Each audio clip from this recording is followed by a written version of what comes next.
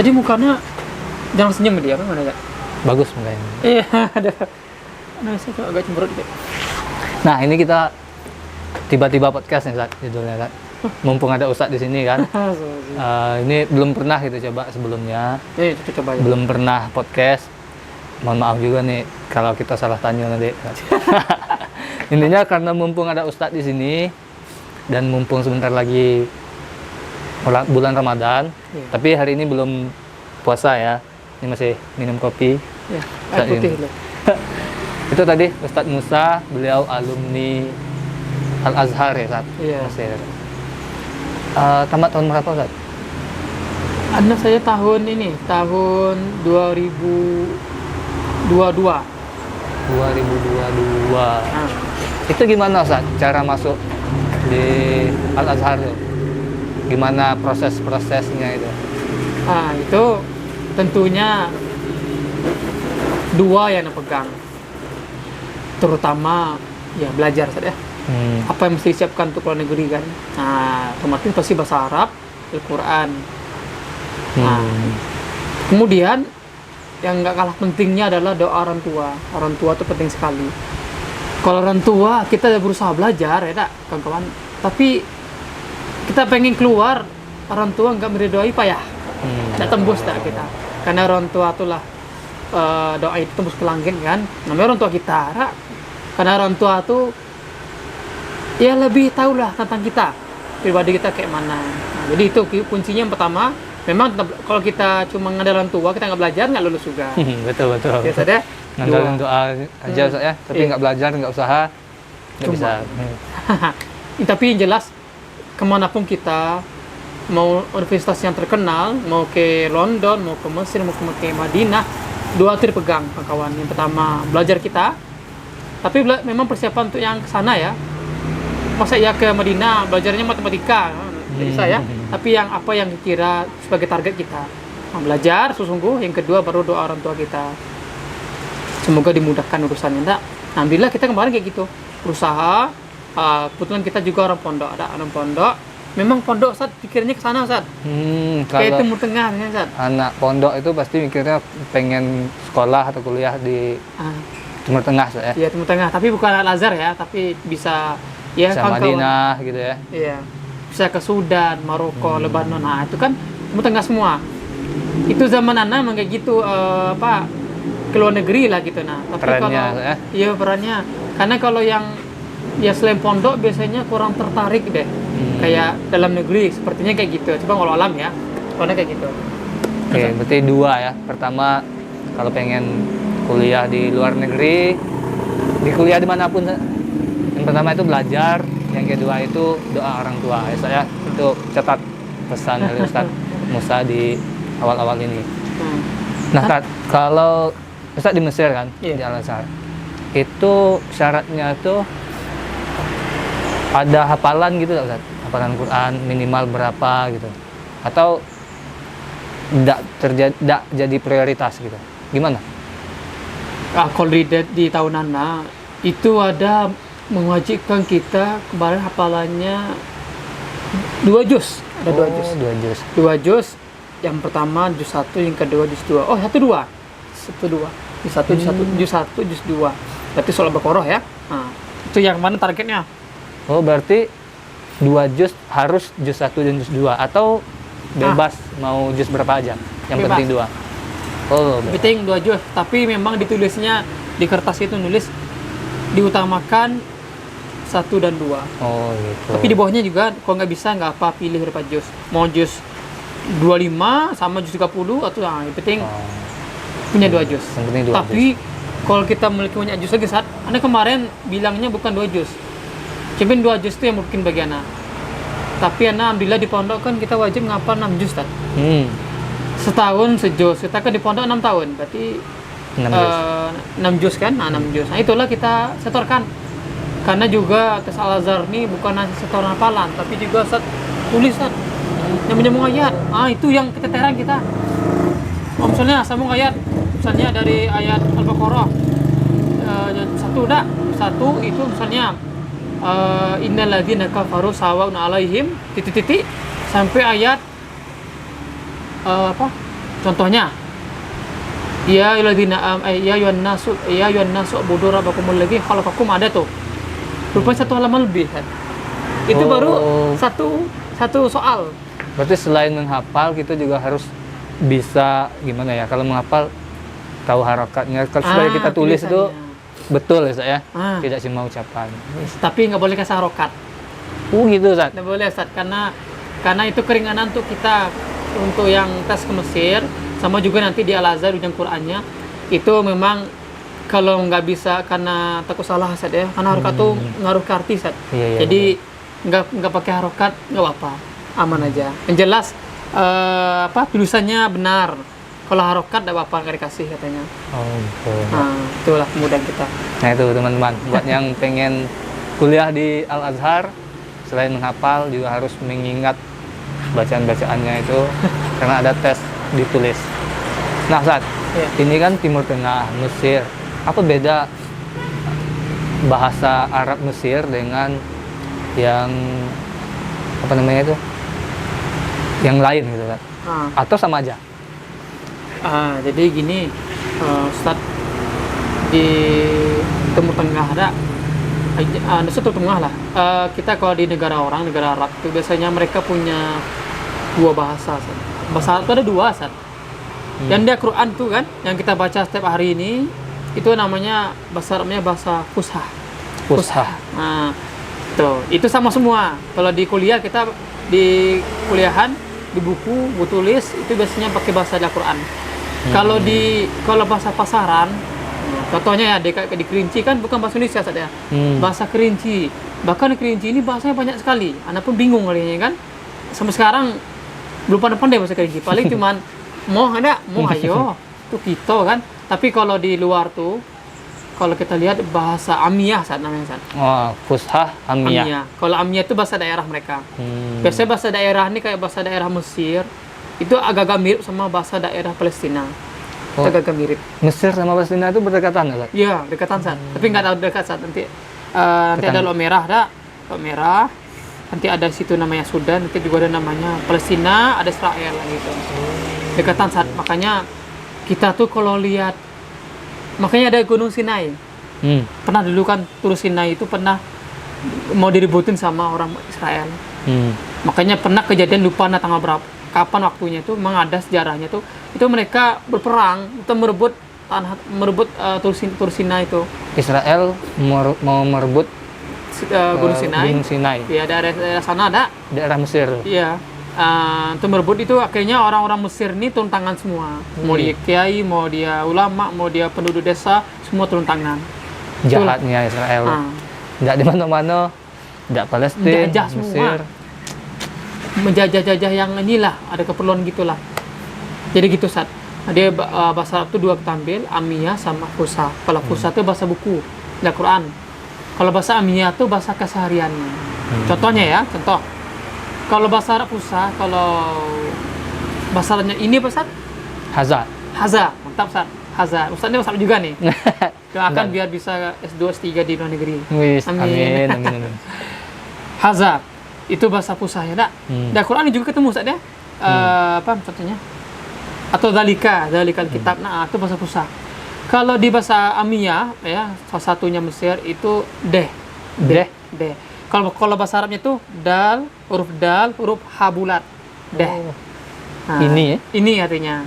Nah, beda jauh bedanya. Atau apa bahasa Arabnya Ustaz? Apa? Bahasa Arabnya apa? Ma. Kalau bahasa Arabnya ma atau madada. Mahadha kan apa ini kan? Kalau di Mesir bahasa Amiyahnya yang ana lihat ya, share mereka. Kita nggak bisa jawab mahadha. Mereka agak bingung karena bukan orang pendidikan Ustaz, orang toko. Jadi ditanyanya Edah. Itu apa? Alif ya ha yang gini Ustaz. Itu artinya apa? Madza. Dah, apa ini? Jadi memang antara Fushah sama Amiyah ini kadang-kadang jauh. Berarti sebelum berangkat kita harus belajar dulu bahasa Amiyahnya gitu Ustaz. Enggak juga Ustaz, juga. Bahasa Amiyah itu terbentuknya ketika kita langsung berhadapan sama orang Mesir langsung. Itu lebih pas. Kalau kita belajar di sini kayaknya kurang. Kita tuh Ustaz, kalau bahasa Ustaz bisa tahu enggak? Untuk menjadi kita ahli bahasa tuh banyak speaking, itu Ustaz. Speaking enggak? Muhadasah. Betul sekali. Anak agak segan saya mau hari ini ahli juga. Nah, jadi kita di sini pernah nggak tahu ya. Nah, jadi apapun bahasa Inggris, mau bahasa Prancis, tapi kalau kita nggak ngomong sama orang aslinya payah, udah terbentuk udah. Paling cuma bahasa fusha aja. Itu pun kalau ngobrol ke kaku kita. Makanya ada mahasiswa tuh hebat ngobrol, tapi nggak hebat literasinya. Coba ngomong aja. Ciri mahasiswa ada. Yang kedua, dia jago, tadi dia jago bicara, tapi literasinya di bukunya kurang jago dia. Juga ada dia jago buku, jago bicara, jago literasi dah, ditulis dah. Tapi speakingnya patah-patah ngomongnya. Karena belum dia tidak dibiasakan. Betul sekali, Ustaz. Dia banyak diam ya. Tapi ketika dia buku, jadi kutu buku dia, paham dia. Oh gini katanya. Tapi ketika ngomong, dia terbata-bata ngomongnya. Tapi yang ketiga ini Ustaz, untuk kita semua Ustaz. Dia pandai bicara, pandai juga dalam literasi buku. Ini yang biasanya incaran kita semua nih. Yang ideal ya. Pandai ngomong, pandai juga dia dalam bahas buku. Itu cocok untuk ulama kan? Iya. Bisa memahami buku, mudah menyampaikan kepada jamaah-jamaah. Iya, betul sekali. Oke, Ustaz. Next ya, pertanyaan selanjutnya. Karena kita ini bentar lagi Ramadan, apa tips untuk kita anak muda, Ustaz, biar kuat menghadapi godaan-godaan yang tidak hanya dari setan, tapi dari teman juga kadang, Ustaz. Gimana tuh, Ustaz? Tapi izin sambil minum saya, boleh saya? Kita minum juga, Ustaz ya? Boleh, Ustaz. Jangan lupa banyak konsumsi air putih. Kalau untuk bekerja, nak kopi. Oke. Kalau tips ya, sebenarnya tips itu udah banyak dari Rasulullah. Banyak juga dari sahabat-sahabat. Kita supaya kita anak muda kita ini kuat beribadah puasa.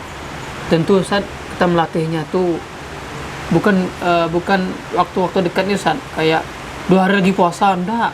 Tetapi memang melatihnya dari bulan-bulan sebelumnya, enggak. Kayak bulan Rajab, bulan Sya'ban. Nah, Rasulullah kan juga puasanya kuat di sana. Ya kan? Puasa melatih dari hari sebelumnya. Karena juga perintah puasa itu bukan ketika Ramadan, tapi memang perintahnya sebelum Ramadan. Nah, jadi ada persiapan untuk, contohnya besok ini, kayak kita ujian. Sebentar kita ujian ya. Nah, jadi persiapan ujian itu bukan 2 hari sebelum ujian, tapi kan sebelum itu kita siapkan. Nah, itu tadi ya tips dari Ustadz. Jadi kalau mau menghadapi bulan puasa, latihannya itu jauh hari sebelum puasa, bukan 2 hari sebelum puasa. Kita main bola kan gitu juga, Ustadz ya. Iya kan. Kalau besok mau ada pertandingan besar, nggak mungkin latihannya itu cuman 1 atau 2 hari sebelum. Pasti latihan dulu berbulan-bulan, baru siap menghadapi pertandingan yang besar. Nah, bulan Ramadan itu juga pertandingan yang besar, Pak. Pertandingan melawan hawa nafsu kita, supaya kita tetap rajin beribadah, kuat fisik, kuat ibadahnya, dan kuat ilmu-ilmu. Nah itu Ustaz, terkait dengan ilmu untuk kita menghadapi bulan Ramadan. Bekal apa yang perlu kita siapkan? Bekal untuk ini saja Ramadan saja. Ramadan ini bekalnya kalau kita ada ulama-ulama ini kan, biasanya tuh mereka membuka buku-buku mereka lagi, Ustaz. Membuka buku mereka terkait tentang Ramadan ini. Fikih puasa lebih enggak, fikih puasa. Kemudian sejarah puasa kayak mana. Dia benar-benar mereka tuh bukan bukan taklid, Ustaz. Taklid itu ikut aja. Puasa juga dia, itu kan kacau. Tapi sahabat nih, ya, orang soleh ini dia membuka buku-buku mereka. Fikih puasa dibuka-buka terus. Jadi mereka tahu sejarahnya. Jadi kita puasa ini memang bukan serta-merta karena taklid, tapi memang Rasulullah langsung yang ngomong langsung, memberitakan dari Allah langsung kan. Oh, kenapa puasa gini tahu semua kita. Jadi memang untuk bekal kita tuh bukan hanya ngikut-ngikut aja, tapi kita buka lah buku-buku kita ya, buku-buku tentang fikih Ramadan, sejarahnya kayak mana, kapan puasa diwajibkan ya. Padahal puasa juga ada orang-orang sebelum kita, sadar ya, tapi bukan puasa Ramadan namanya. Nah gitu. Nah, sebelum kita itu puasa apa namanya, Ustaz? Tetap puasa, tapi puasanya bukan puasa seperti, maksudnya puasa kan menahan makan minum saja. Itu secara umum ya. Kalau lebih dalam lagi tentang Islam nih, bukan menahan makan minum aja, tapi juga menahan hawa nafsu juga ada. Karena ya sampai kata Rasulullah, laisa min siyami ilal ju' kan. Jangan sampai kita puasa kita tuh cuman ada rasa lapar aja atau taban, secapek saja. Tapi puasa itu benar-benar menanamkan pada diri kita sifat jujur saja. Jujur kita dalam keadaan sendiri, kita nggak makan dan dia makan masuk lemari rinda kan. Itu jujur, kita nggak ngomong perkataan dusta. Jujur kita nggak melakukan keburukan sama orang lain. Kan puasa kan di situ. Makanya kalau kita melakukan kalau kita tahu tentang puasa itu dengan membuka buku itu, tahu kita puasa itu bukan hanya menahan lapar dan haus saja atau tidak berhubungan ya kalau udah nikah, tapi juga semua fisik kita tuh mesti dijaga. Karena kalau kita berpuasa kemudian kita mengganggu kawan, kemudian provokasi lah, mengganggu yang lain lah gitu kan, itu memang nggak membatalkan, tapi pahala kita zong. Kita tuh udah capek-capek imsak ya, kemudian sampai maghrib udah capek, cuman ada pahalanya. Atau makanya sayang sekali. Itu intinya fikih puasa itu dibuka bukunya. Puasa itu apa sebenarnya sih? Gitu ya kan. Karena memang orang-orang yang memang kurang baca buku biasanya mereka, itulah kita giroh kita puasa itu kurang semangat.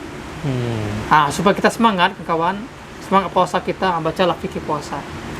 Banyak keutamaannya, bukan hanya berlipat ganda saja, tapi ada di lain itu pahalanya ada yang lebih luar biasa lagi sejarahnya. Makanya baca Sirah Nabawiyah full, semua baca di Rasulullah di dunia sampai Rasul meninggal, baca sejarahnya. Karena juga tafsir saja, hanya contoh tafsir itu ada namanya tafsir Quran sama ada tafsir juga ada nama Ummul Quran. Dua ini antara gula dan manis, nggak bisa dipisah dua ini. Kalau tafsir kan menjelaskan ayat Quran. Kalau Ummul Quran itu sejarah Qurannya. Ada turunnya, kenapa Quran turunnya beransur-ansur saja. Terus kenapa Quran itu ada nama Makkiyah Madaniyah. Kenapa ayat ini turun di waktu ini misalnya. Kenapa kok banyak turunnya di siang hari pada malam hari? Kenapa banyak lebih turun Quran itu ketika safar ketimbang Rasulullah mukim? Terus sejarahnya gitu, ya? Baru tahu nih. Menarik nih. Makanya di Ramadan itu turunnya ketika safar atau enggak, makanya buka lagi buku-bukunya sejarahnya. Makanya kalau nggak ada sejarah kayaknya hanya bohong semata saat kalau nggak ada sejarah. Makanya dalil terkuat itu sejarah Nabi. Nah, kita juga kalau kita pengen tahu sejarah Indonesia kan, apakah kisah pahlawani asli apa enggak, ya sejarahnya. Baca buku, bukan kata orang. Kayak kata orang tuh waham kan, artinya cuma kata-kata orang, tapi udah tahu benar salahnya kan, ujung-ujungnya zon jadinya. Zon tuh prasangka ya, kita nggak boleh prasangka. Jadi kawan-kawan banyak-banyak bukan hanya menyiapkan puasa kita, tapi juga kita memperbanyak baca-baca buku tentang fikih puasa. Nah itu. Jadi sebelum puasa yang perlu kita buka kembali itu buku-buku tentang fikih puasa biar kita tahu ilmunya. Bukan buka-buka daftar menu kafe tempat bukber ya. Iya. Kebanyakan gitu kan sekarang Ustaz. Kalau mau puasa, belum masuk puasa nih, bukan buka buku fikih puasa, tapi cek dulu gimana ya tempat bukber yang paling bagus gitu. Apa aja daftar menunya. Iya. Padahal yang perlu kita siapkan itu bukan jadwal bukbernya, tapi ilmu atau bekal kita menghadapi puasa. Biar kita tahu apa aja yang boleh, apa aja yang enggak, apa aja yang dilarang, apa aja yang membatalkan. Iya. Kemudian kalau kita lihat ya ulama-ulama ya, contohnya ulama di Al-Azhar itu ketika datang bulan puasa, kan biasanya kan sebelum bulan puasa kan ada ini Ustaz, ada namanya talaki Ustaz. Atau syekhnya itu di meja Al-Azhar itu buka kajian-kajian tafsir, fikih, usul fikih dan macam-macam. Ketika belum puasa, semuanya ditutup. Semuanya fokus ibadah puasa saja. Tidak ada Fokus lagi tilawah. kajian. Kajian di stop dulu, pengadaan di stop dulu. Gitu. Biasanya kan kencang tuh. Dari pagi sampai malam, nah itu biasanya ada kajian. Kalau ketika belum puasa udah tiba, mereka stop dulu. Ini bulan sama Allah nih. Nah, kalau mau baca buku baca sendiri aja, kita nggak kajian. Dan sahnya pun ulama juga dia fokus tilawah Quran. Mereka berlomba-lomba dalam mengkhatamkan Al-Quran. Nah, itulah mereka fokus di sana. Imam Malik juga ketika di luar bulan puasa mereka ada kajian sama Imam Malik sama ahbab-ahbabnya. Ketika Ramadan mereka tutup dulu kajiannya. Kita fokus ibadah puasa dulu. Ya, bukan hanya kalian pengen memperbanyak ibadah, saya juga pengen juga gitu. Nah, jadi memang cerdas dalam memilih waktu. Berarti kalau kita di sini nih, kalau sebelumnya jarang kajian, mungkin dalam bentuk tarhib gitu saya. Yes. Mungkin gitu bentuk-bentuknya. Udah kita ya belajar kembali kan, bekal. Tapi pas Ramadan fokus ibadah. Ya, Ibadah, ya. Kalau baca buku boleh juga, baca sendiri ya. Tapi jangan sampai gara-gara ini nggak ikutan dengar taujih tarawih gitu. Nggak boleh juga ya. Iya, Karena ada tradisi Kurang afdal, Ustaz, ya. Kurang afdal jadinya. di tempat kita. Kalau ada ustadz ceramah ya dengerin. Betul. Jangan gara-gara nonton ini terus fokus ibadah pergi ke masjid, bukan gitu. Ada tips lagi Sat buat yang jomblo. Tadi kan salah satu larangannya itu kalau untuk yang sudah berpasangan gitu kan. Itu ada larangan tidak boleh berhubungan suami istri di siang Ramadan. Iya, Nah, kalau untuk yang jomblo gimana Sat? Yang jomblo itu namanya godul basar. Tetap menahan pandangan ya, menahan kan ada tuh setan tuh kan hebat. Semakin modern kita, semakin modern juga cara setan untuk kita. Jadi usahakan yang untuk sebenarnya kok jomblo saat single saja ya. Oh, single. Jomblo kayak takdir apa gitu ya. Dilihatnya jomblo ya. Untuk yang single yang belum nikah ini, jangan putus asa terhadap yang sekarang ini gitu. Karena ya bukan itu sebenarnya yang dicari utama itu adalah memantaskan diri Ustaz. Memantaskan diri, banyak ibadah. Kan cerminan istri kita atau akhwat cerminannya adalah pengen suami yang baik, ya cerminannya dia ya Ustaz. Jadi cerminannya lawan jenis. Kita pengen bagus, ya kita mesti bagus dulu baru Allah memberikan kita pada orang yang baik. Jadi kan memang untuk yang single yang belum nikah ini, ketika belum puasa ini fokus dalam memantaskan diri, fokus sama ibadah kita. Ya, mana tahu rupanya di bulan Syawal langsung datang, mau ngantri langsung bapak-bapak kan untuk nikahkan anak kepada orang yang single ini kan, nggak tahu saya. Iya. Alhamdulillah kan. Tapi memang semua jodoh itu udah ada. Ya, anak pribadi pun juga ada perjuangan. Ustaz Odi pun juga ada perjuangan juga dalam menjemput jodoh. Tapi jangan sampai kawan-kawan ya, kita tuh ada kawan anak bilang, saking orang yang soleh, perempuan tuh datang ke dia, tapi dia nggak mau Ustaz. Saya nggak mau harga diri saya jatuh gara-gara perempuan, karena lelaki itu yang datangi bukan perempuan. Nah kayak gitu. Gitu. Tapi kalau Sayyidina Rasulullah itu kan melalui bibinya. Walau nama bibinya Maisarah nggak salah ya. Oh iya, Maisarah. Datang dengan macam belang ya dia ya. Bukan Sayyidah Khadijah yang datang ke Rasulullah, tapi perantaraan. Nah itu, tapi ini beda kelas ya. Jangan sama kita sama Rasulullah nih beda kelas. Sayyidah Khadijah luar biasa. Iya. Jangan sama sama cocok yang lain ya, ada cocok soalnya gitu. Jadi memang untuk yang single jangan putus asa ya. Tapi ketika Ramadan jangan pikiran akhwat, fokus sama ya menaikkan keimanan kita di situ ya. Untuk yang sudah nikah sama Ustaz, yang sudah nikah nih yang dilarang jangan dihantam Ustaz ya. Jangan ya. Nanti beda sama orang luar jadinya kan. Nah, jadi memang semuanya punya kelas masing-masing, punya tahapan-tahapannya ya. Tetapi yang berkeluarga ini luar biasa Ustaz. Buka kita disiapin istri kita. Makanan kita disiapkan oleh istri kita juga ya kan. Tapi tetap ini mungkin semoga nggak sekati. Makan terenak yang pertama tuh orang tua, umi kita dulu dah. Terenak yang kedua baru istri kita. Yang ketiga baru makan ya.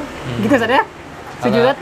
Setelah itu istri sama orang tua masaknya barengan gitu, Mas. Oh iya, apalagi itu kolaborasi antara Kona istri, kakak perempuan, ibu kita, mertua kita. Wah, kolaborasi Tambah ya. makan gratis satu udah. Gratis, tapi tetap mengeluarkan biaya untuk beli bahan-bahannya. Ustaz. Gitu kira-kira Ustaz. Oke, kayaknya udah lebih 20 menitan kita ngobrol sama Ustadz Musa tentang bagaimana cara kuliah di luar daerah, terutama di Timur Tengah. Kemudian juga tips untuk menjalani ibadah puasa kita. Sebelum kita tutup, ada lagi Ustadz yang mau disampaikan? Sepertinya sorry aja lah. Jadi buat teman-teman, ini kita dadakan aja konsepnya. Belum pernah ada podcast sebelumnya. Dan mumpung ada Ustadz Musa, kita mendadak jadi podcast. Nah, gitu. Mudah-mudahan teman-teman betah menontonnya. Dan jangan lupa like, share, and comment di akun ini. Oke. Assalamualaikum warahmatullahi wabarakatuh. Waalaikumsalam warahmatullahi wabarakatuh. Terima kasih Ustadz. Ustadz. Ustaz, udah ada bisnis Ustaz? Iya Ustadz. Iya.